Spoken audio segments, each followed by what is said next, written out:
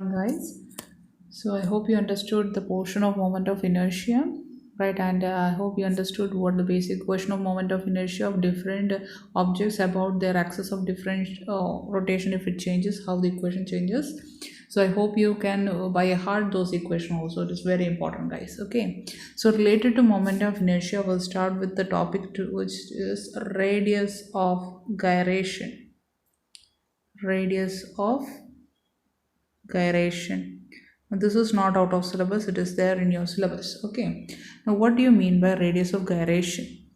See, if I is the moment of inertia of a body which is having mass m, right, about an axis of rotation, right, then I can write I is equal to mk squared.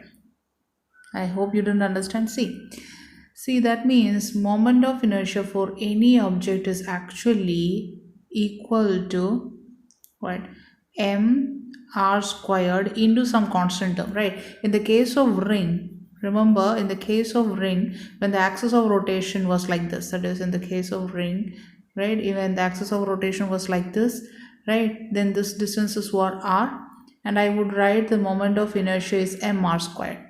Now, if the axis of rotation was about the diameter, that is, the flipping is in this or this direction, then the equation becomes mr squared by 2, right? So, always the mr squared term is constant and 1 by 2 comes up or 1 by 4 comes up, right? So, that only the terms which is going to change. So, moment of inertia of any axis of rotation, right, can be written as I is equal to mk square, and this case value changes, right, and this k is called as radius of gyration of the body about that axis of rotation, right, and SI unit of gyration is meter, right, that is radius of gyration is of a body is dependent on the axis of rotation, right? So for different axis of rotation the radius of gyration changes, and the radius of gyration of a rigid body is independent of the mass of the body, right? It depends upon the distribution of mass, not on single total mass but on distribution of mass, because we are only considering radius of gyration for a system of particles. Right. Suppose you are considering a rigid body which is having a total mass of capital M, and let's say it is having n number of particles. Then each particle is, let's say, has small mass m. Then I can write total mass is equal to n number of particles into mass of each particle. Right. Now let us say this is the axis of rotation of this object, right? Let's say r1 r2 goes on till r and b the distances of each particles from the axis of rotation. Then I can say each particle will be having its own moment of inertia as m r1 squared, then I2 will be m r2 squared, and goes off, and nth particle will be having moment of inertia of m rn squared, right?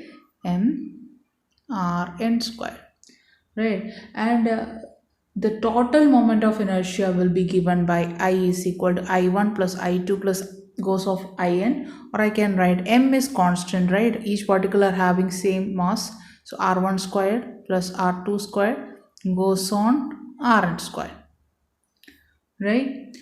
But we just found or told that any moment of inertia of any object can be written as mass into square of radius of gyration, mk square, right? Right? Clear? And this m is equal to small n into m. We have written that one also, small n into m. Right, equated these two guys, mr1 squared plus r2 squared, then goes on rn squared. So you can cancel this 2m, right? Then you will get k squared is equal to r1 squared plus r2 squared plus go on rn squared divided by n, right? If you are asked what is the expression of radius of gyration, it is this one, k is equal to root of r1 squared plus r2 squared plus rn squared divided by n. See, you found that radius of gyration doesn't depend upon the mass, right? It is independent of each particle's mass or the entire system's mass. It only depends upon each particle's position from the axis of rotation, right? Or I can say, if someone asks you what is the expression for radius of gyration of a system of particles, then it is root of, right, this root of square root of mean of the sum of mean, right, mean of the sum of square distances of the particles from the axis of rotation. Very simple if you can understand it. Clear? Right, this is a very small concept question. Someone asks you, tell me there is a sphere, right, let us say sphere, right, and you're asked what is the radius of gyration of the sphere when the axis of rotation is passing or is tangential, right? So you have already found what is the axis of moment of inertia about the rotation of a sphere, about what, about tangent. You have found it as I is equal to 7 by 5 mr squared, right? You have found, right? So you can say what is actual moment of inertia in terms of radius of gyration. You will write it as mk squared. So you can say that k squared, compare these two guys, is equal to r squared into 7 by 5, or I can write k is equal to r into root 7 by 5, right? Very easy, right? This type of questions comes up. Yeah. Now moving on, the next topic which you have to know is, I know I have taken little bit, which is angular momentum. Angular momentum L, that is angular momentum of a point mass. Let us consider there is a small m mass, right, and let us say it is traveling with a velocity v, right? Suppose the angular momentum of the mass, let us consider about the point O, right? Suppose this is let's say a point from the string, or a point from there a string is tied and that string is connected to the mass small m, so that the mass is moving with velocity v. Then the angular momentum L is equal to, let's say the distance position vector of this mass is r vector into mv, where mv is what, linear momentum, or I can write L bar is equal to r cross p. This is the relationship between angular momentum and linear momentum. Easy. Let's talk about the next topic, which is angular position of a rigid body. This is as it is given in your textbook as a topic, and the same figure has been depicted, right? Does they have given, this is something I have taken earlier, but it's okay, we'll take it explicitly as per your textbook. Suppose this rigid body is rotating, then the particle's motion will be circular. I have taken it, right? Let's say, let's take three axes, guys. This is y axis, let's say this is z axis, and omega is outwards, right? This is x axis, right? Let's say the movement of particle is along xy plane, that is this plane, right? Let's say its initial position is p naught here and its final position as p1 or p. I will write it as p only, right? So you will take this two lines. Let's take another color, right? This, oh, okay, there's two lines I have indicated, right? So p and p naught, right? P naught is the initial position, p is the final position. Then initially you are having two angles. How can I measure two angles? One, the p naught's angle is measured from x, y. The movement is from x to y plane, right? Let's say this angle is theta naught, right? Similarly, p's position angle is also taken from here, which is theta, right? Then if you are asked what is the velocity while the particle moves from p naught to p, then you should write it as omega, that is angular velocity, is equal to theta minus theta naught by t. Clear?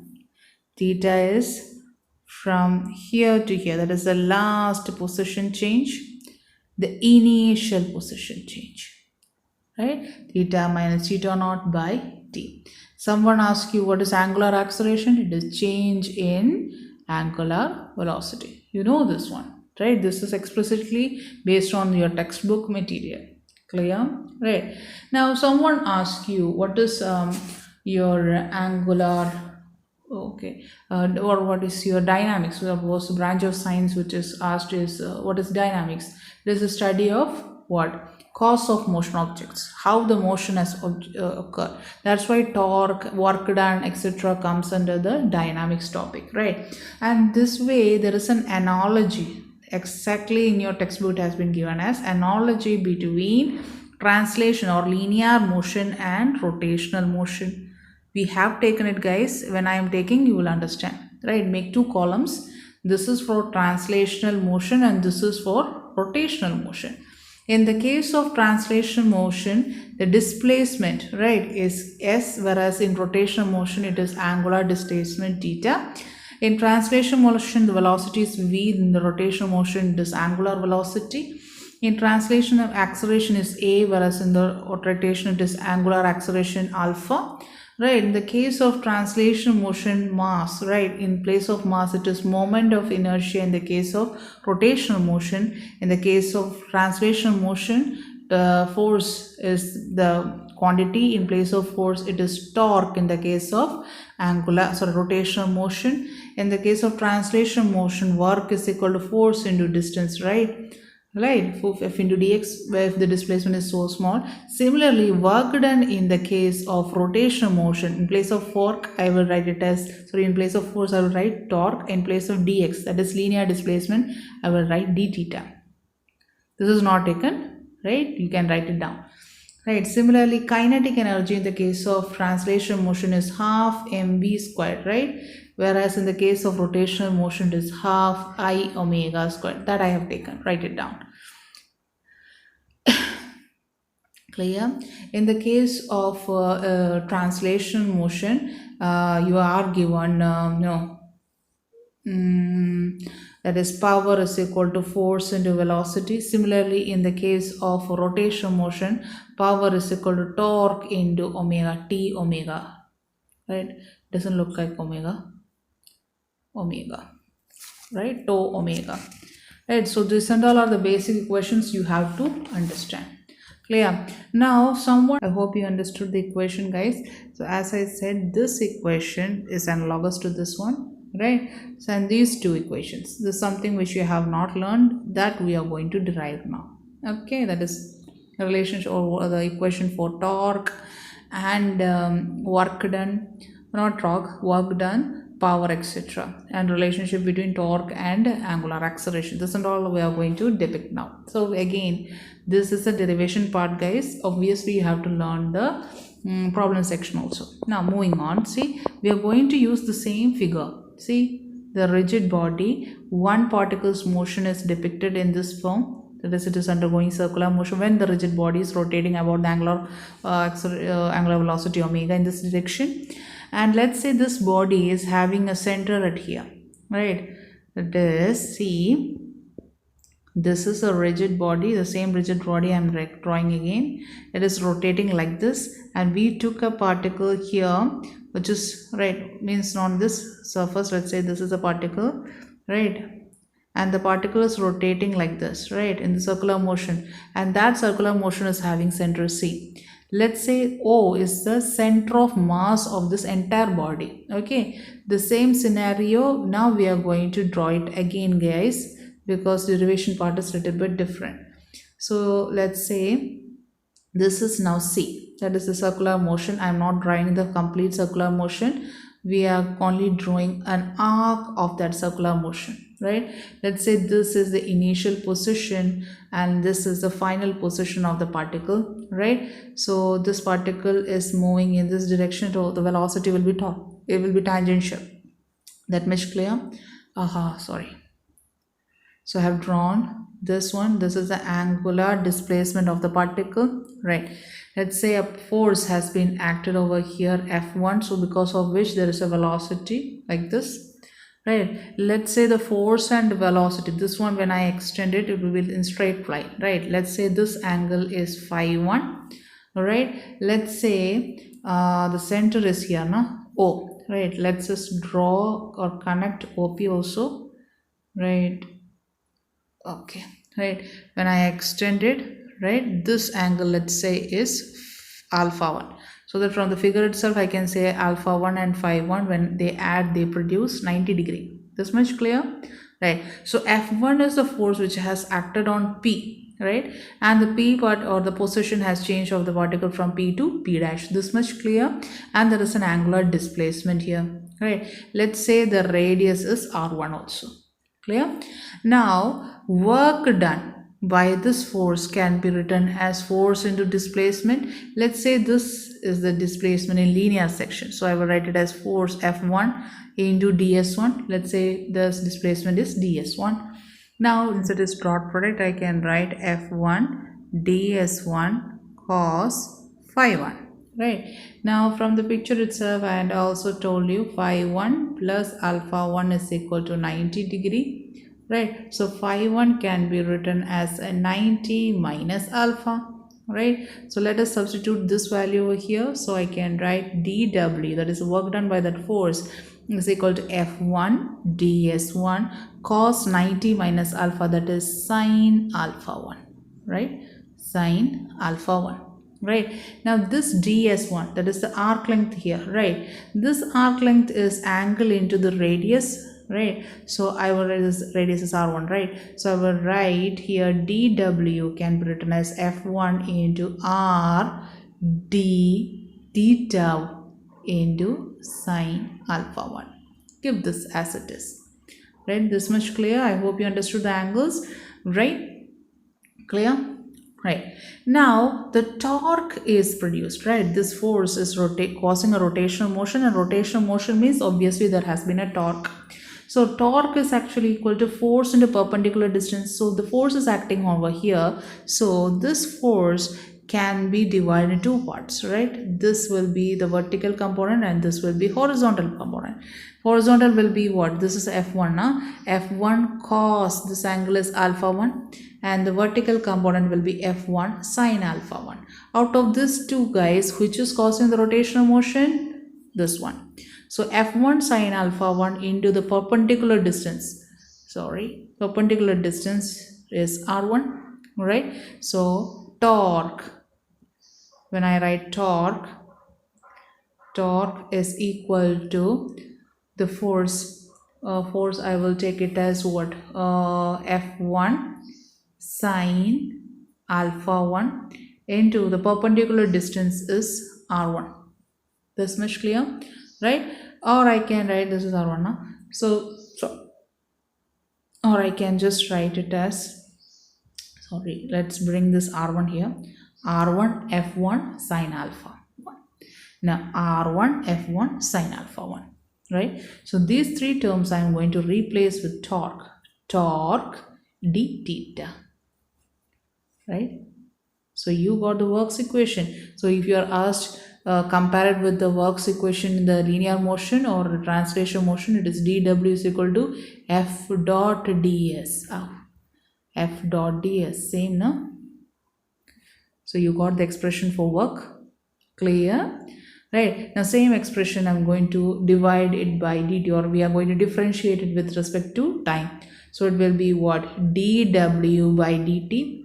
What is the rate of change of work? It is our power, right? So torque into d theta by dt, that is LHS, I have differentiated with respect to time. So RHS has to be also differentiated. What is d theta by dt? Rate of change of angular displacement is your angular velocity. So P is equal to tau omega. Now this is quite similar to our power is equal to force into velocity in our translational motion or linear motion, right? Clear? Now someone asks you what is the relationship between torque and angular acceleration, or what is the relationship between torque alpha and moment of inertia. right? So power we have just wrote it as what is rate of change of work, right? And here what type of work is happening? Change in kinetic energy, right? So I can write d by dt of kinetic energy is what? Half I omega squared. I have taken that earlier, right? So let us differentiate it. Half is constant, right? Half is constant. Moment of inertia about an axis is constant. So the term which has to be differentiated is d omega squared by dt, right? That is equal to half into I. So see, the differentiation is with respect to time. So here the numerator section doesn't have any what? Time term. So listen, so if you have a function like this, that is dx raised to n by dt, that is, it is not dx raised to n by dx, it is dx raised to n by dt, and another term is in the denominator, then the formula is n into x into dx by dt, n into x dx by dt, right? So here it is 2 into, right, n is 2, right, then x is omega, 2 omega, then dx by dt, I'll write it as d omega by dt. This is a differentiation formula, guys. Magita, right? So then 2 cancels off, so you get I omega d omega by dt. What is d omega by dt? It is angular acceleration. Rate and change of linear or angular velocity is angular acceleration. So I can write I omega alpha. This is our what? Power, right? So power we have just written as what? Torque into angular velocity, right? So relation, I can cut omega omega, I got torque is equal to I alpha. Very important equation. Relationship between torque and moment of inertia and angular acceleration. It is torque is equal to I alpha, right? Here alpha is also vector and torque is also vector. Moment of inertia is not vector quantity. Okay, keep that in mind. Clear, right? Now another section which I have forgotten or not forgotten, I want to continue to take is what? Conservation of angular momentum. You have learned about conservation of linear momentum.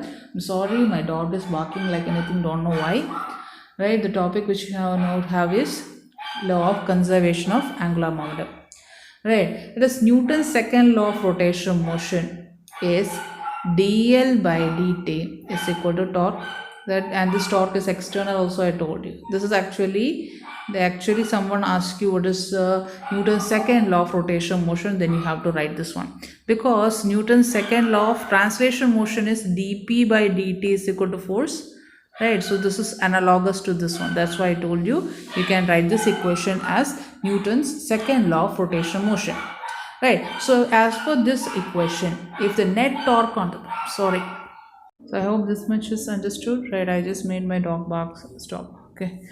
Okay, so this is the relationship between, or this is the Newton's second law of motion. So what happens is external torque or the total torque which is acting on the particle, if it becomes 0, so it becomes like this, dl by dt will be equal to 0. That is, I can say there is no change in angular momentum, or I can say angular momentum is constant. So if no external torque is applied, the L is constant, and you know L is equal to I omega, that means I omega is constant, right? I'm so sorry, there is a lot of disturbance. I know the election is going on, they are making such a noise, guys. So when L is constant, that is angular momentum is constant, then I omega is constant. So if I consider a system, so initially if I1 or the angular momentum is I1 omega 1, then the new, after some side or some time I2 momentum inertia, then omega will be omega 2, right? So I1 omega 1 is equal to I2 omega 2. That is, the best example is in the case of ice skaters or classical dancers, right? They make use of this, that is, whenever the dancer is stretching his arm, so they stretch their arm, right, that is horizontally, then their moment of this is their center of mass, right, or this axis of rotation is this one, right? When they are rotating and when they flip your, or they extend their hand, that means they are increasing r. When they increase r, that is mr squared, or I can say moment of inertia increases.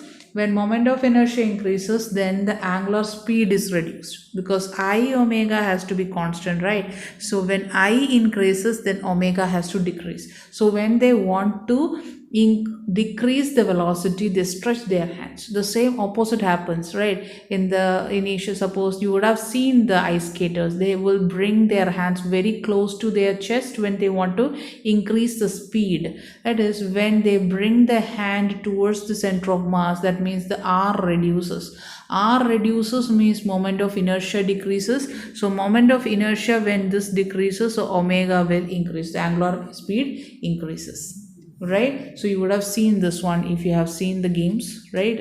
Ice skating games, etc. You would have seen girls which are spinning at a high constant speed or constant high angular speed, right? So this is the best example of conservation of angular momentum. The next topic which I want to take is rolling motion.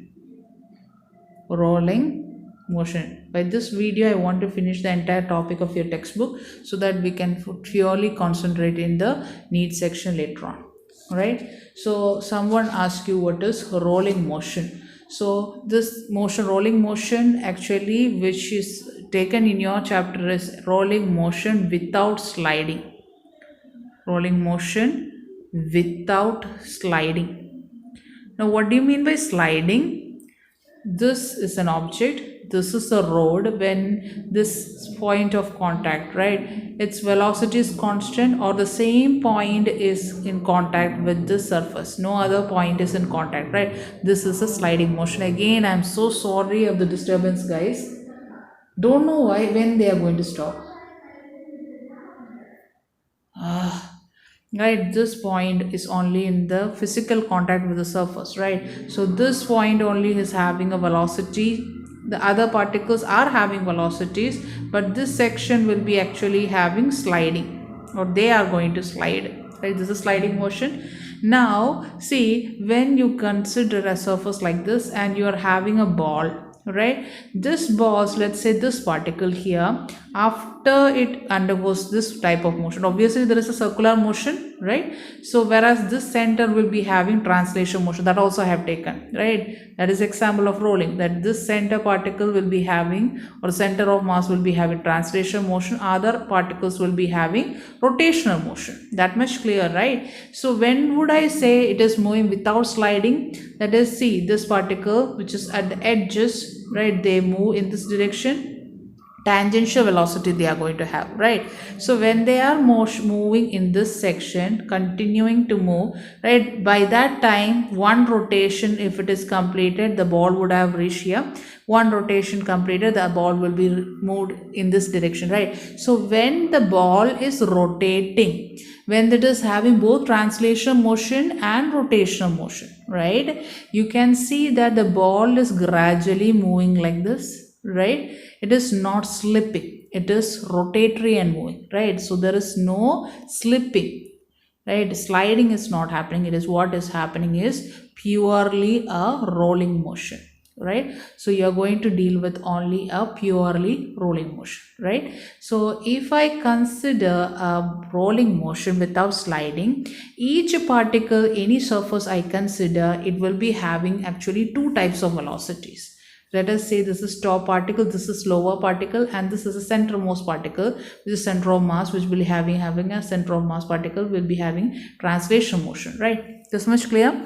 If this P1 is the top particle and P0 is the particle which is bottom, this particle is what is going to have the contact with the surface, right? So let's say the ball is moving in this direction, that is, this is the angular velocity, right? Rotational motion. So this section here will be, velocity will be in this direction.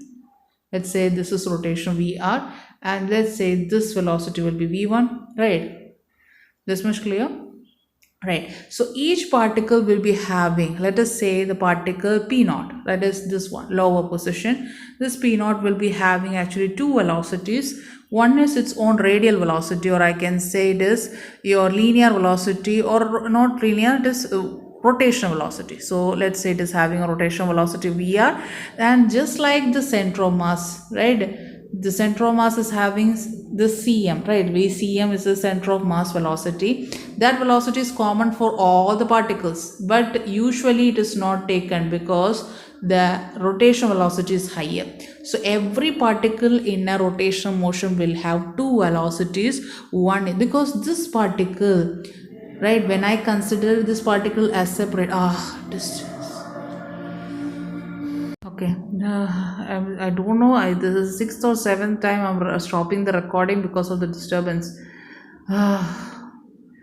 Anyways, so PO particle is having two velocities. One is radial velocity, which is due to this one. This is radial velocity because, or I can say it is rotational velocity. The other one is, see, every particle. Let us take this PO as a separate entity. Right, this particle which is at this section, right, this is I'm taking it as separate entity, means that will be having its own mass.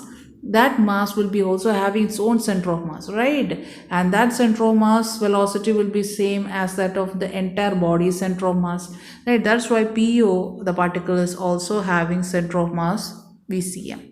Similarly, P1 particle also has a velocity, let's say this one v1, because I don't want to take the same value, so I'll take it as v1, and this also having a center of mass velocity vcm. This much clear? Now let us say that the object is rolling without slipping, right? So just at the instant of rolling, this particle PO is now contact with the surface, right? So once at contact at surface means this PO particle now is at rest, right? So PO particle is now at rest, means the velocity, net velocity of PO will be 0, right? So what is the net velocity of PO? It is VR and VCM sum. But VCM obviously will be in this direction, right? Translation motion is in the forward direction. So VCM is always this direction, whereas VR is in this direction. I will write VR minus VCM is equal to 0. This is the case of PO, okay? I'm dealing with particle PO. So just during the rolling motion, it is at rest at that instant, right? So VR minus VCM is equal to 0. I can write VR is equal to VCM. Now what is the radial velocities equation? This R omega, I have taken it, right? So VR is equal to R omega. Keep this equation we require.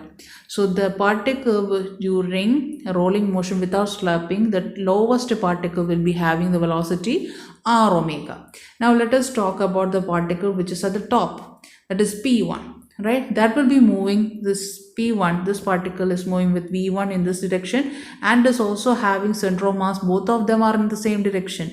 So P1 will be having velocity VR, or not VR, it is V1 plus VCM, that is the net velocity of P1. Now V1 is also equal to R omega. It is also radial velocity itself, right? So R omega, and VCM's expression we have already found it as R omega itself.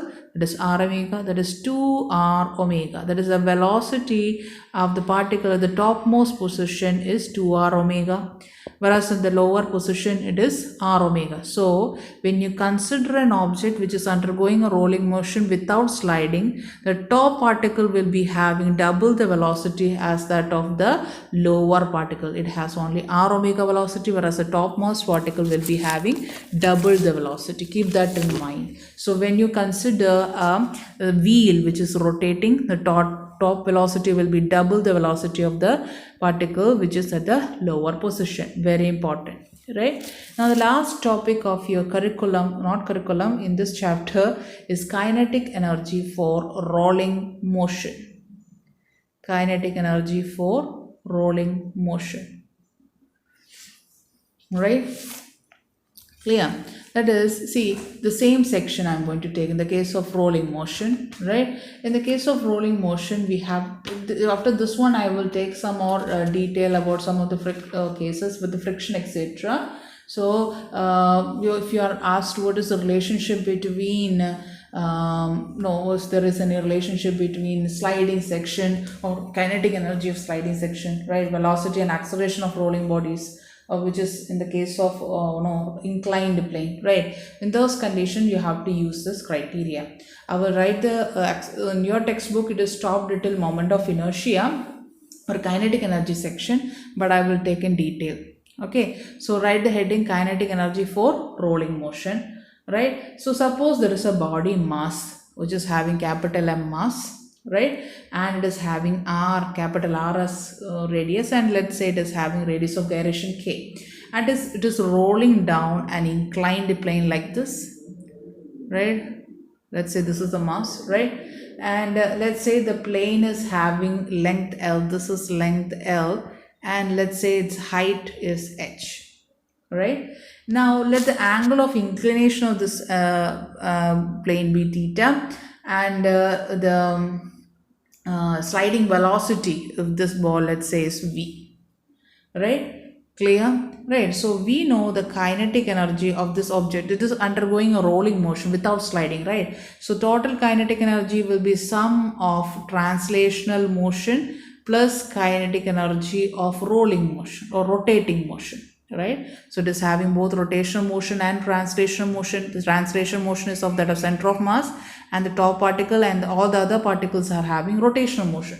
So what is the kinetic energy of translation motion, which you have learned it as half mv squared? What is the kinetic energy of rotational motion, which I have taught it as half I omega squared? Right. Now, this translation motion is for what particle? For the center of mass, right? So that's why I'm going to write half mv cm squared. That is the velocity of center of mass plus half I omega squared. This much clear? Now we have written earlier, right, that moment of inertia I can write for any particle as mk squared, where k is the radius of gyration.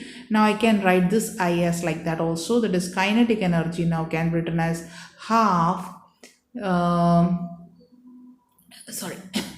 this m. Some of the places I have written, okay, let's make this as capital M, because we have taken as capital M as mass now. So this is m, then this is m, right? So kinetic energy half m vcm squared plus half I is m k squared omega squared, right? Clear?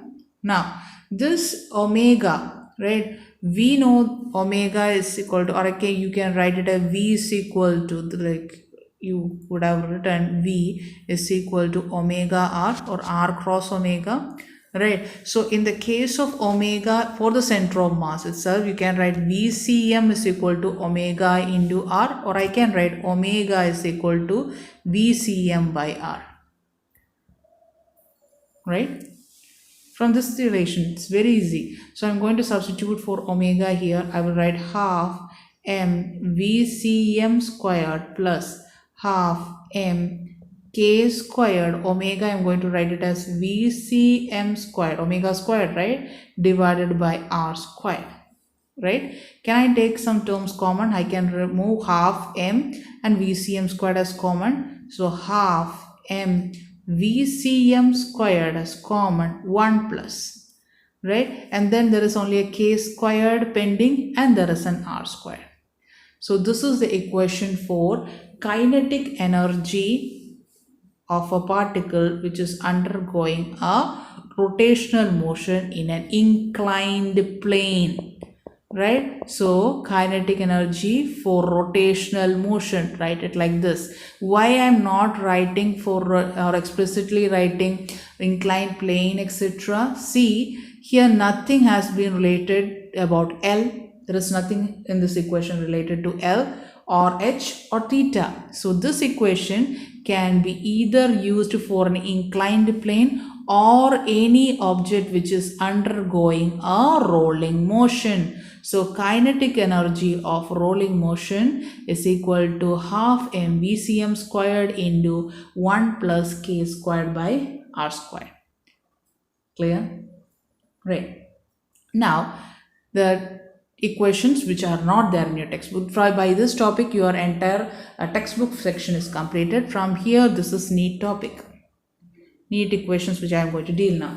See guys, so when you are talking, this is the equation for kinetic energy of rolling motion. So when in this inclined plane I am going to take, so this has undergone motion like this. So initially at that topmost position, it had been, this ball had been having which energy? It was having potential energy, and that potential energy has been converted to kinetic energy. So by conservation of energy, I can write mgh, right, is equal to half m VCM squared, right, 1 plus k squared by r squared, right?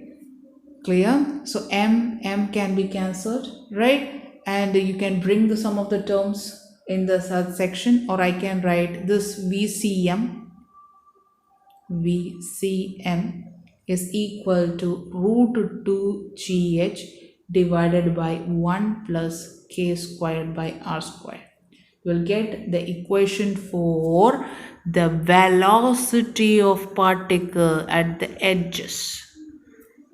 Which edge? This edge. Yeah, what is VCM? See, again I will tell you. You will ask, no, VCM is for center of mass. I will tell you why. We have depicted the rolling motion, remember, right? Rolling motion, this is VR, right?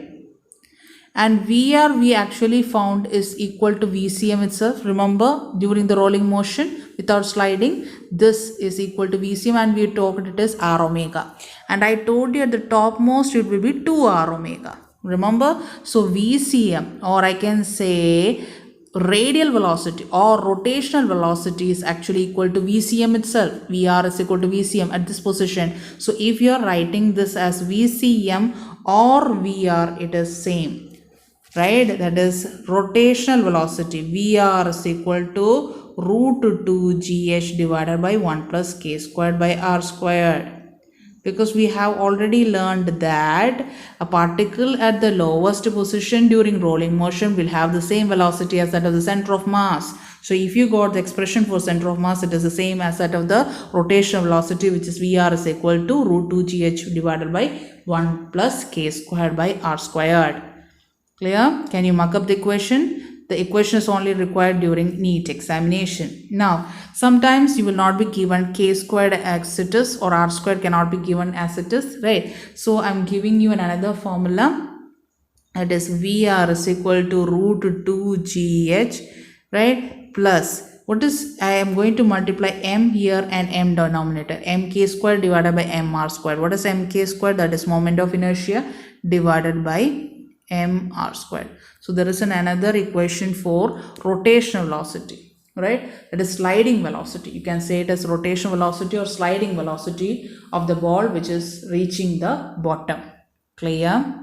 Right? Again, I am repeating, this is a NEET equation section, not present in your NCERT textbook. Similarly, you can talk about your sliding acceleration, that is in the absence of friction. Write it as absence of friction. Then there is no friction present, right? During the absence of friction, the body will be sliding down, right? Now we are going to consider, see, the rolling section itself, right? We are going to draw, this is L, this is H, right? So this will be the, okay, sorry, this was the body, its acceleration due to gravity in this direction, this is theta, right? So this component will be g sine theta, and this component will be g cos theta. Remember that one. And that which component of acceleration is causing sliding? G sine theta. Keep that in mind, okay? So when the ball is rolling down, right, at highest position, right, so you can write v squared, v squared minus u squared is equal to 2gh, or here it will be 2gl. This is the distance traveled, right? I will write it as 2gl, right? In place of g, I am supposed to write it as what? AR. What? It is having rolling acceleration, so I will write it as AR, right? Now what will be the initial? It is just rolling by itself, right? So it is initially at rest, so I will write it as 0. Now, what type of velocity is happening in the last final?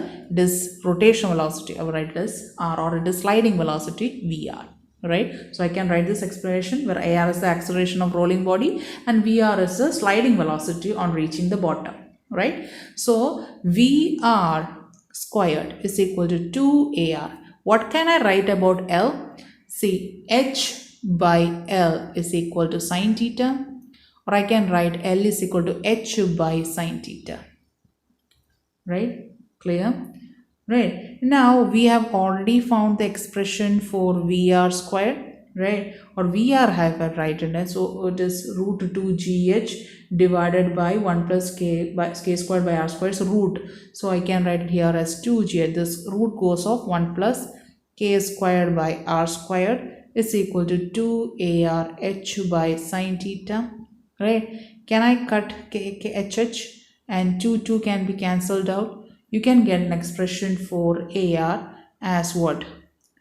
AR is equal to g sine theta divided by 1 plus k squared by r squared. This is the acceleration of a rolling body on an inclined plane, right? And the same expression you can write in this form also, g sine theta, g sine theta divided by 1 plus I divided by mr square. Both expression are there. Again, I'm repeating, this is for non-frictional surface. Acceleration, we are going to consider, see the rolling section itself, right? We are going to draw, this is L, this is H, right? So this will be the, okay, sorry. This was the body, its acceleration due to gravity in this direction, this is theta, right? So this component will be g sine theta and this component will be g cos theta. Remember that one. And that which component of acceleration is causing sliding? G sine theta. Keep that in mind, okay? So when the ball is rolling down, right, at highest position, right, so you can write v squared, v squared minus u squared is equal to 2gh, or here it will be 2gl. This is the distance traveled, right? I will write it as 2gl, right? In place of g, I am supposed to write it as what? AR, what? It is having rolling acceleration, so I will write it as AR, right? Now what will be the initial? It is just rolling by itself, right? So it is initially at rest, so I will write it as 0.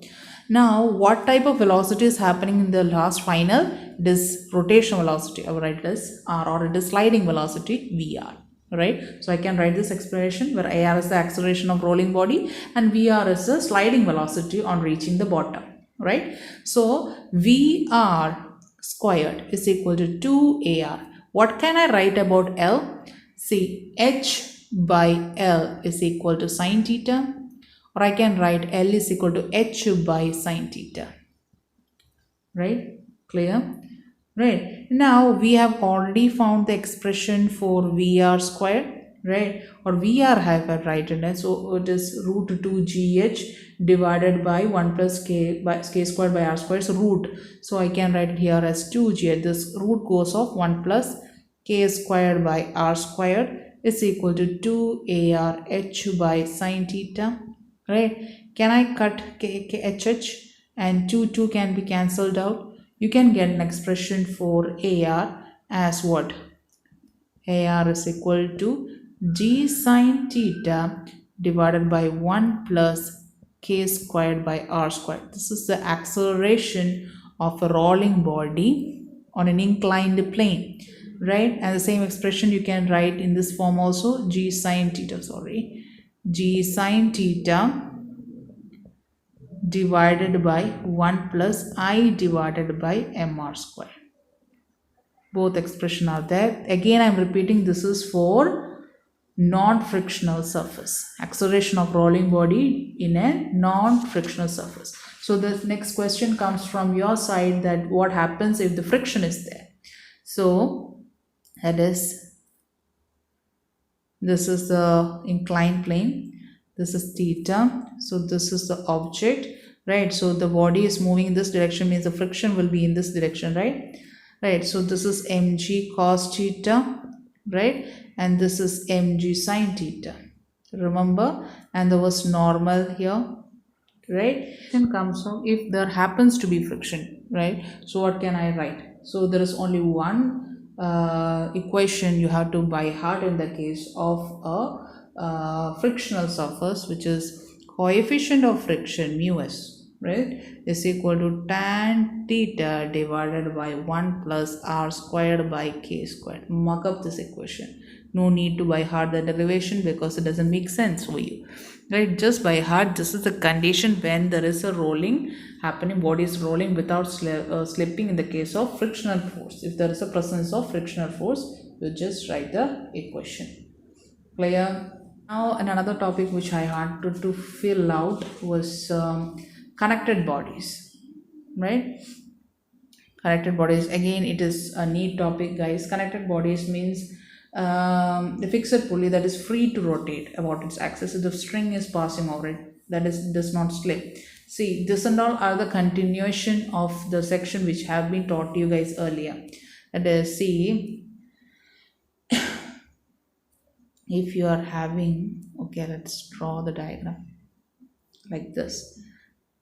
Pulley system itself, right? You are having a pulley like this. There is a mass m1 here, right? m2 here.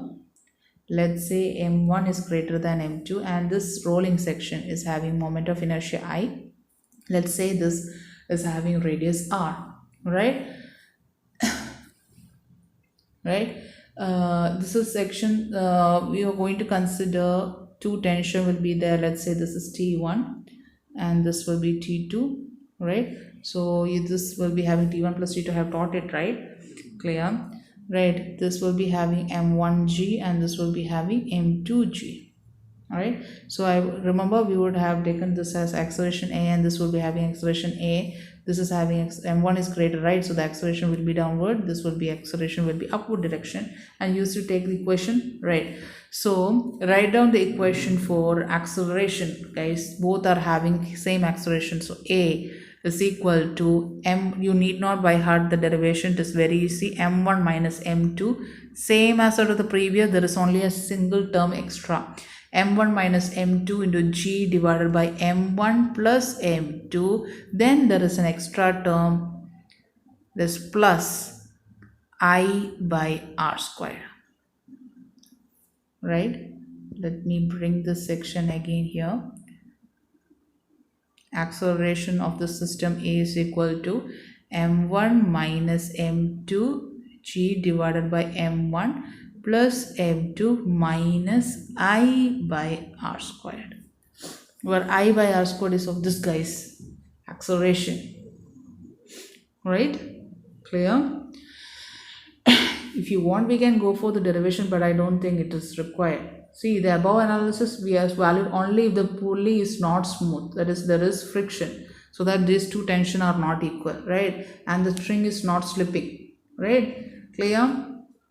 See, if the same masses I am considering and smooth pulley we have considered, a frictionless smooth pulley considered, and acceleration we already have learned in the earlier chapter. It is A is equal to m1 minus m2 divided by m1 plus m2 into g, remember, right? So the same expression, along with it an additional term of I by r square comes up, right?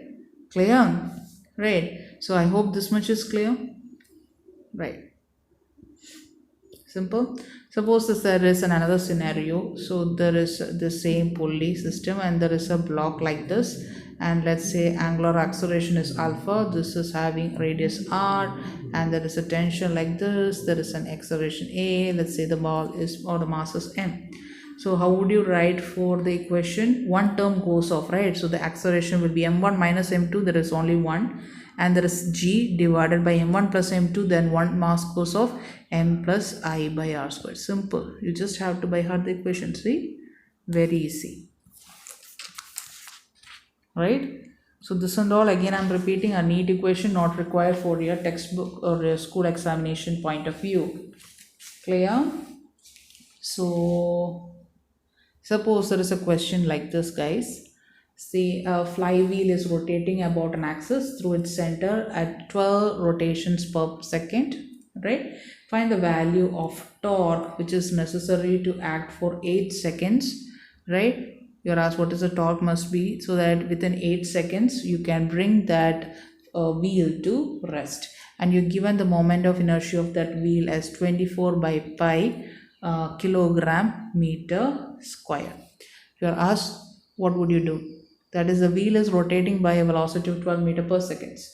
What do you mean by 12 rotation per seconds? That means you're given initial velocity as 12 revolutions per second or rotations per second.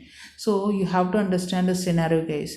So one rotation When a ball or a wheel, when it undergoes one rotation, it undergoes 2 pi radians angle, right? See, one rotation means it completes one circle, that is 2 pi radians, 360 degree. So two rotations, it will be 4 pi radians. Like that goes on. When someone says that wheel is undergoing 12 rotation, means it is undergoing how many angle change? That is 24 pi radians. It is undergoing a velocity. So 12 rotation means how much? So 12 rotation per second, right? So that means 24 radians per second, right? This is omega 1 as per your question.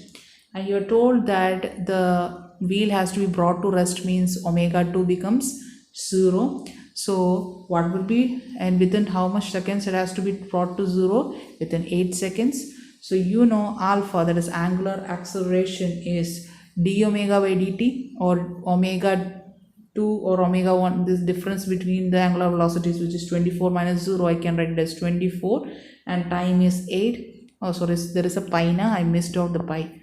24 pi here, I forgot here. So 24 pi by 8, so that is 3 pi radian per second squared is acceleration. So now it is very easy, right? So you have to find torque, means it is I alpha. So I will write I as what? 24, sorry, how much is given as I? It is 24 by pi, right? And alpha is 3 pi. So cancel pi, you will get 72 Newton meter, that is torque. Clear? I hope you understood the section which we have taken, right? So I want to clarify something, guys. So I believe I hope you understood regarding the rolling motion without sliding. See, when sliding is considered, the topmost without sliding, sorry, rolling motion without sliding, the topmost point is having double velocity, 2r omega. This is clear. And center of mass VCM, right? And the lowest position is having how much velocity? It is 0. Net velocity is 0, right? Its net velocity is 0 because its rotational velocity Vr became equal to Vcm, because at this position Vr has become equal to Vcm. That's why these two velocity cancelled, and this particle is actually at rest. So velocity at lowest position is 0. But if someone asks you what is the magnitude of rotational motion, you will say Vr is equal to r omega. Whereas Vr at topmost position is 2r omega. Make that very sure you understand. See, lowest position is not having r omega velocity. I think while I was very disturbed while the recording was happening, so I might have fumbled. So if I've not make it clear, so topmost particle is having how much velocity? 2r omega, and lowest particle is at rest. So obviously its total velocity is 0, but its rotational velocity, someone asks you what is its magnitude? It is r omega, right? And this rotational velocity is having same magnitude as that of the translation velocity, which is Vcm, and that's why it cancels out, right? So Vcm is equal to r omega, right? Vcm is equal to r omega. Topmost particle has 2r omega and lowest particle has velocity 0. Lowest particle's radial velocity or rotational velocity is equal to the center of mass velocity r omega. Clear? So if you are making a chart, will be very easy. So pure rolling motion, if you are consider without sliding, topmost particle will have velocity how much? 2r omega. Lowest most particle have net velocity 0, and center of mass will be having velocity r omega. Clear? Right? And the lowest particle velocity is having its rotation velocity equal to the magnitude of center of mass velocity. That's why it is cancelling out. If I have not made sure in the earlier section, please rectify it. Clear? Actually, there is some more things which you can talk about rolling motion in detail. That is, suppose what happens, that is, this is a rolling, or this is an object, and if the surface is also moving with the velocity vs, what can I say about it? right? So topmost section you need not here, that is rolling on a moving surface. So this object is moving with a velocity omega, right? So there also you can have two conditions, right? In the case of first condition, let's talk about B. So it will have these two velocity, one is vcm and this is vr, right, and usually these two are becoming equal, hence this portion will be equal to 0, right? Now when can I say it is this ball on a surface which is also moving, let's say with the velocity vs, is at rest, or I can say at rest when the relative velocity of vb and the surface is equal, right? And what is the relative velocity of vb? It is vcm minus vr. That's the relative velocity of b now. That should be equal to vs. Then I would say this object is purely rolling without sliding. If it is not equal to vs, then I will say it is impure rolling.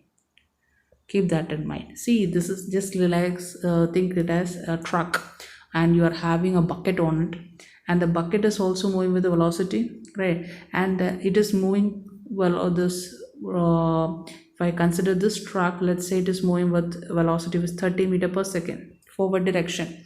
Let's say this bucket is having a velocity rotating here with the velocity as 20 meter per second, right? So and it is moving, trying to move forward with 50 meter per second, right? So I would say this bucket is moving with a rolling motion. Why? 50 minus 20, that is 30 meter per second, is its rotational velocity, right? So it is rotating like this gradually. It will not move like this or like this, it will just gradually move like this. It will undergo a pure rolling motion without sliding. Clear, right?